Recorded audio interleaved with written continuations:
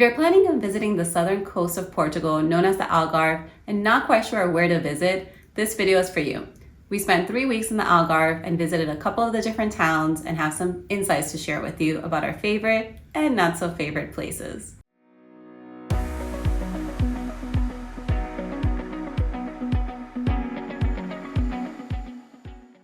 So the first destination that we'll talk about is Albufeira, and Albufeira, like many of the other towns along the Algarve, are very accessible via the train. So we ended up taking a train, and even though it drops you off at the Albufeira stop, it's probably like, what, an hour walk?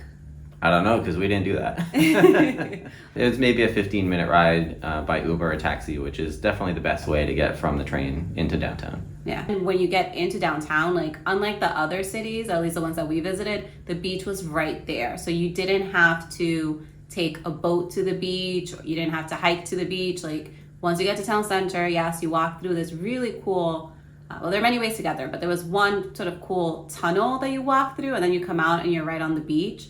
And that sort of gave the vibe of the city. It's a very party, or at least it felt like it was a party city, even though we were there in October. So we were there off season, but still you can kind of get that feeling throughout the city. Yeah, I think Albufeira was the first place that we went to that I actually saw a drunk person in the street. There was only one because it was off season, but it was the first one I saw.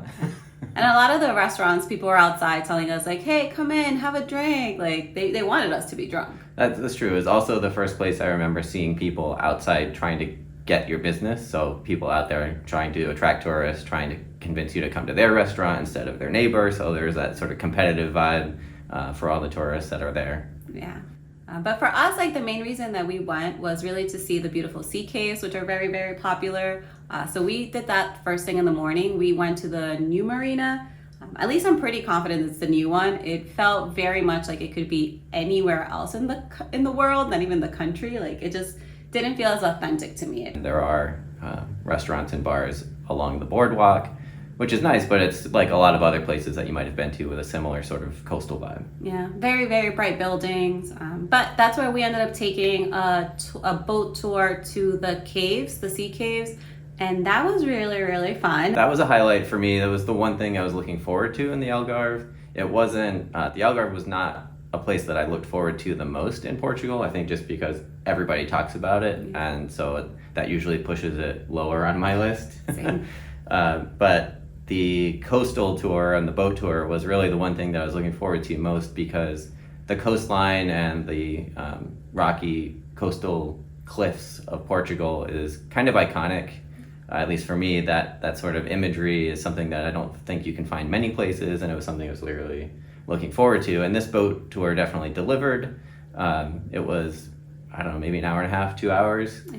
Tour of the caves was gorgeous. We didn't get to go in anymore. You used to be able to take the boat into the caves, which they no longer allow, or at least not for boats of our size. There may be ways that you can do it, but I think it's not technically permitted anymore. And then the ride back was just as beautiful. But afterwards, after we got done with the boat ride, we decided to go on a nice walk. It started off like a really nice walk, and then we couldn't find food. We had a list of 2 or 3 places that we wanted to go out for lunch, and we walked to them and they were closed. I got a little hangry. How was your hiking experience in Portugal? Talk to me when I've been fed. You know, we ate up all of our snacks, but Nate found this really cool cliff walk that was beautiful and was much more enjoyable after I had the snacks. Yeah, the cliff walk was really nice, but there's only one restaurant there, and we walked to it, and it was closed. Yeah. So unfortunately, we just didn't have a backup plan in that area because it's a little more remote, but we had snacks with us. The opening hours of the restaurants were definitely different because it wasn't off-season. There was a lot of construction because this is no longer the peak season, so restaurants are fixing up or doing repairs or getting ready for the next tourist peak season for the following year. So you don't know exactly what the hours will be for many of the restaurants. If we ever go back to the Algarve and, you know, friends or family come with us, I would recommend us staying there because it just seemed like it would be a fun, like, out with your friends, drinking, dancing, going to the beach. Like, it just had that vibe that the other cities quite didn't. But I would, thumbs up, would go back again. So next on our list is Faro, and most people are going to travel at least through Faro because most of the trains will transfer or go there at some point. Trains going from Lisbon or to the north of Portugal and then across the Algarve coast all go through Faro. That was our first experience here where we transferred trains on our way from northern Portugal to our next destination, the Algarve. We did return a couple of times in Faro to visit, and what were your impressions? I didn't love Fado as much as I wanted to. Like, I was rooting for it, and it's good. It's not nothing bad. It's just I had other parts of the Algarve that were my favorite. Personally, for me, I did like that when you get off the train in Fado, you're pretty much in the city center. Like, there's a lot of stuff to do, but a lot of it seems very, repetitive. Like, there are bars, there are restaurants, a couple museums, which, we didn't do, but it just didn't seem to have a lot happening outside of the city center. Like, there was this perimeter that we explored, and then it really was the residential area, which is great. We love to see residential areas, but I didn't get much character from the outside of the sort of city center. Yeah, that's true. It's a bigger city, but I expected it to be more lively. We did go to see a fado concert, which had over, I think, 12 or 15 different performers. It was this historic theater, which was really beautiful, and that was a cool highlight.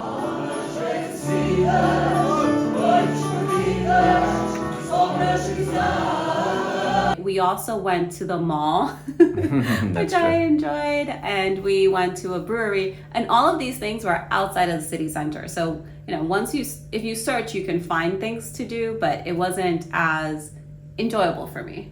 Yeah, I think we had to seek out places to go and things to do, which we were able to find, but we weren't able to just walk around and discover things. Yeah. The last city that we're going to chat about is Tavira, and that's where we were based. So we had the Airbnb from there, and then from there we would visit other cities, and I absolutely loved it. It was really fun. There were always things that we would discover along the way. We found a really cool salt mine that we saw flamingos.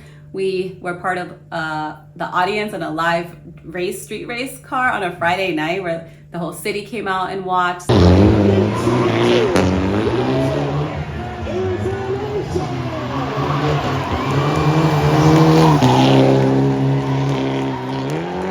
For me, Tavira was a big highlight, and I would recommend it for everyone. What about you? It's also where we went to a trivia night. We found some other expats that were hosting a trivia night, so we went there, which was a charity event.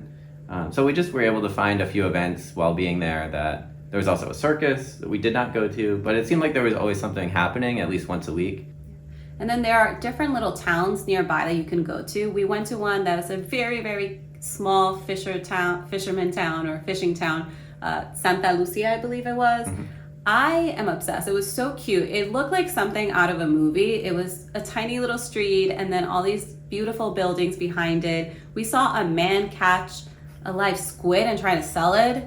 That was really cool. Yeah, we didn't see him quite catch it, but he walked from the water holding a squid dangling, in front of him while we were sitting, and we had actually just ordered octopus. So we watched him go to the next door restaurant and then to our restaurant, I think trying to sell it. I couldn't understand. I think you heard what he was talking about. Eventually, they didn't buy it from him, but they gave him a plastic bag so that he could take it home with him. Tavira is our kind of town in the sense that our Airbnb was not directly in the town center, but we were still able to walk everywhere. And we found a couple of breweries and tried some restaurants that we had found through recommendations or online. We went to the municipal market to get fresh produce, and we went to the salt flats, and we went to the beach, all just by walking on foot. Now, we could have gone by Uber, and that's certainly possible, but we like to walk as much as we can. And Tavira is like the size of city where there's plenty of things to do, but we also were able to walk everywhere. It was helpful to have some basic Portuguese, which we enjoyed because it just felt much more authentic. And, we were able to also go to the beach. So we did take the ferry. You could take the ferry over the beach. And even though it was off season, I actually really preferred that because the beach, it was sort of, we had it all to ourselves, it felt like, and some of the restaurants were still open, but you could see a lot of them had closed for the season. But I don't know, I like me an empty beach that I can sort of enjoy by myself. Yeah, you could tell where it would be fun and exciting if you like that kind of thing with a bigger crowd and more more people, more socializing. That definitely happens during the summertime, but a lot of those places were closed, and maybe 2 or 3 were open instead of the whole boardwalk. But we were able to have the beach mostly to ourselves, and it was beautiful there. One of the things that we loved about Tavira was that we were able to have some really amazing meals. One of them being at the restaurant Brizo de Rio, or Ocean Breeze.